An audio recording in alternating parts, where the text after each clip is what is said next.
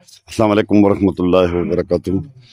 فدا کوم کو دا اوسه پتا تا کوم کې د مچرته چې دا رئیسا سیب د حقیقت د ټیم د جماعت اسلامي د سوري لنګو د تاسو کړم او جماعت اسلامي چې کومه ده په قرآن او سنت کلاس نن اخیری ورځ ده بیا لسم اگست باندې چې کومه ده شروع شو نن ولسم اگست او نظام انزور د چې کوم نو دا جاری نن دویت موږ شم تاسو یې وګورئ.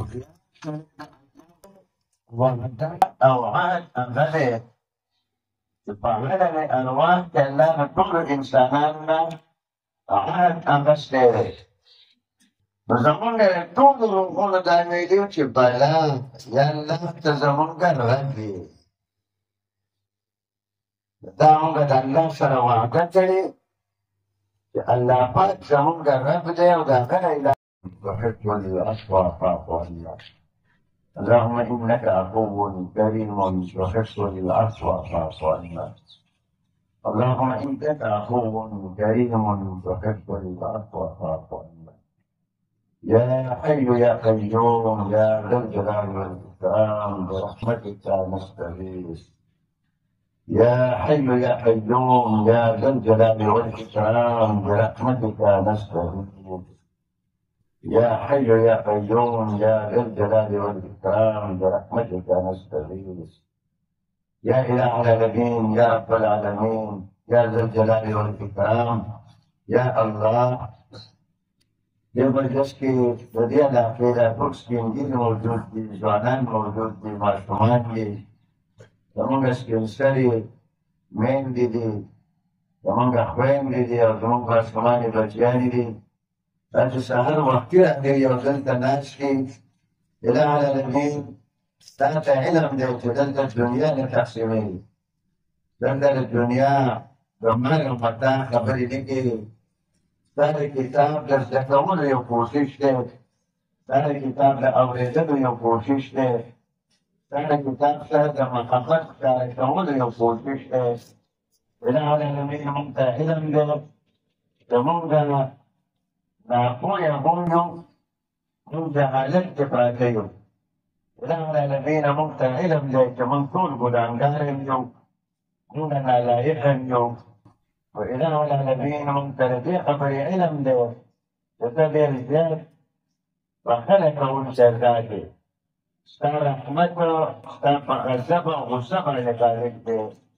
اله العالمین موږ په خپل غالب رحمت کې راولې او موږ د خپلې غصې نه پټ وساتې.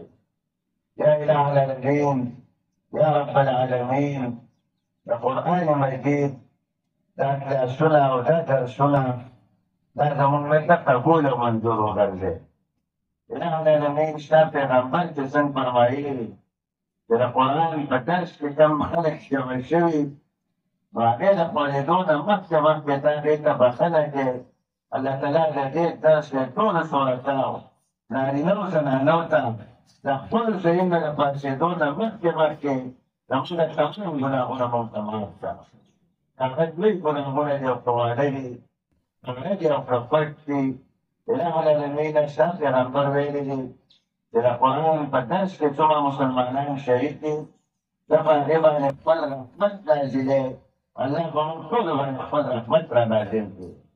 اله العالمین قرآن ورته درته سکینه او اطمینان ورکړي، هغه سکینه او اطمینان موږ ته راکړي. اله العالمین د قرآن په مجلس کې ته د خلکو زړونه پاکې، زموږ د ټولو نارینهو زنانهو زړونه پاک کړه. د دنیا د محبت نه زموږ زړه پاک کړه، د بغض او د حسد نه زموږ زړونه پاک کړه. اله العالمین د منافقت او د کفر د آسایشونو نه زموږ د زړونه الله تعالی پاک کړه.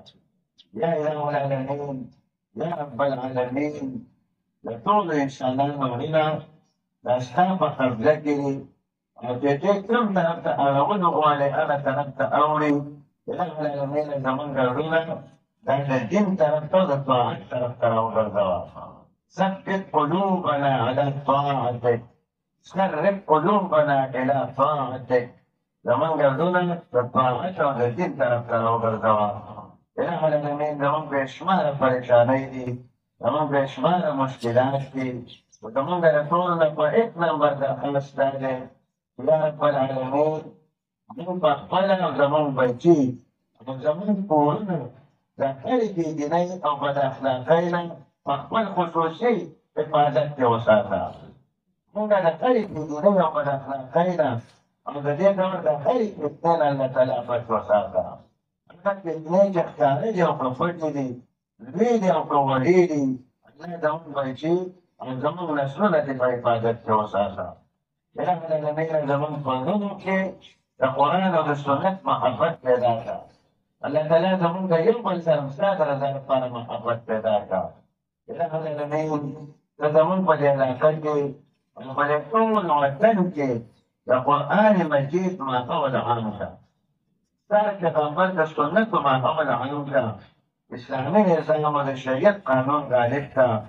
یا رب العالمین د فلسطین دغه کمزورو مظلوم مسلمانانو مدد وکړه. د هغې په شهادتونو کې برکت پیدا کړه. د هغې زخمیانو ته صحت ورکړه. اله العالمین د هغې پریشانۍ ختمې کړه. اله العالمین په ټوله دنیا کې د کفر او د ظلم چې کوم زور او طاقت دی، دا زور د ظلم او د کفر ختم کړه. د اسلام او د عدل طاقتونو د الله تعالی په دنیا کې غلبه او طاقت ورکړه. اله العالمین د ټولې دنیا د مظلوم مسلمانانو مدد وکړه. اله العالمین په دې مجلس کې چې څومره مسلمانان موجود دي، نارینه دي، زنانه دي، په دې کې د هر یو تن په اړه کې چې څومره ارمانونه دي او جایز دي، الله ټول ارمانونه یې پوره کړه. د دې ماشومانو ارمانونه پوره کړه. زموږ د مشرانو نارینه او زنانو ارمانونه پوره کړه. الله تعالی زموږ چې څومره حاجتونه دي هغه حاجتونه زموږ پوره کړه. اله العالمین په موږ کې چې څوک وفات شوي دي، تاسو هر یو تن خپل بله ځان ته راياد کړئ. د چا پلار، د چا نیکه، د چا وروڼه، خویندې، څوک چې وفات شوي ځان ته یې یو راياد کړئ. یا الله زموږ د ټولو وفات شوو مغفرت وکړي. زموږ د ټولو وفات شوي د خپل رحمت ته لاندې راولي. اله العالمین په دې کلي کې او په دې علاقه کې چې څومره مسلمانان وفات شوي د ټولو مغفرت وکړي. اله العالمین په موږ کې چې څوک مسافر دي، په بهر ملکونو کې دي، یا په دې وطن کې دننه مسافر دي، د خپلو بچو نه جدا دي، خپل مور او پلار نه جدا دي، الله تعالی ته د هغوی ته حفاظت وکړي. د هغې د دین حفاظت وکړي، د هغې د ایمان حفاظت وکړي، د هغې د اخلاقو او د عزت حفاظت وکړي.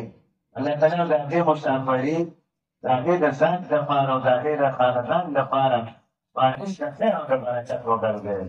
اله العالمین زموږ د ټولو مسافرو ته حفاظت وکړي، د هغې مدد وکړي، رزق یې پراخه کړي، مشکلات یې الله تعالی ختم کړي.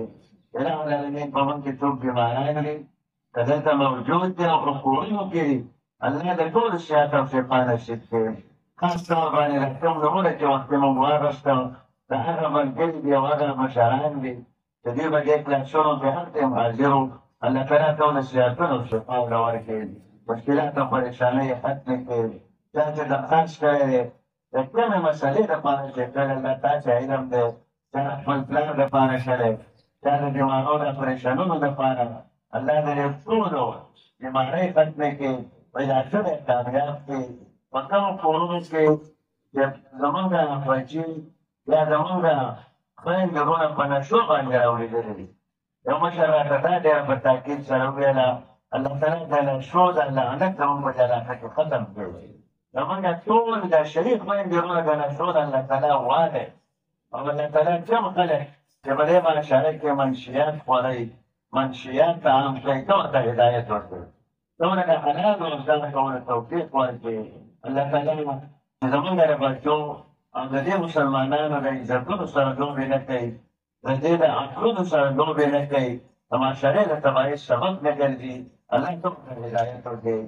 د هدایت د چا په قسمت کې نه وي، اله العالمین ته معاشره تباه کوونکي خلکو ته په خپله باندې سزا ورکوي. دا معاشره د همدې د شر نه الله تعالی بچ وساتي. دعا وکړئ چې زمونږ څومره ماشومان په دیني مدرسو کې سبقونه وایي او که په یونیورسټو کالجونو کې سبقونه وایي، الله تعالی زموږ د بچي کامیاب کړي.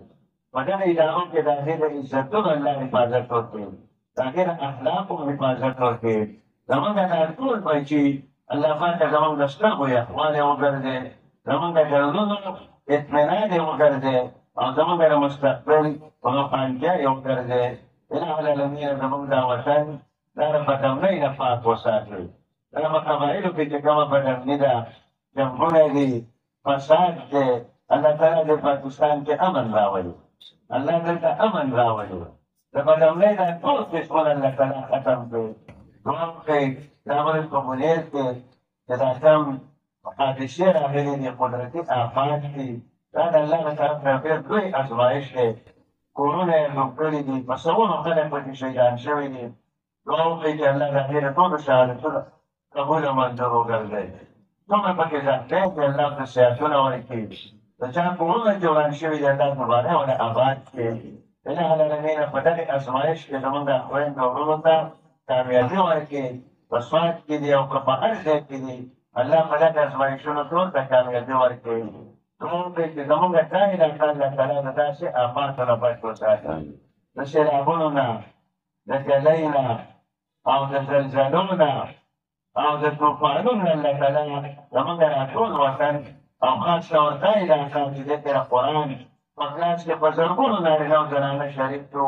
الله تعالی دا علاقه د هر قسم قدرتي آفاتو نه، د انساني آفاتو نه، د بدامنۍ د لهرونو نه په خپل حفاظت کې وساتي. زموږ د هر یو کور د خپل دین مرکز وګرځي، د قرآن مرکز یې وګرځي، د خوشحالۍ مرکز یې وګرځي. اله العالمین ته زموږ نه راضي شي، موږ د دعا چل نه راځي.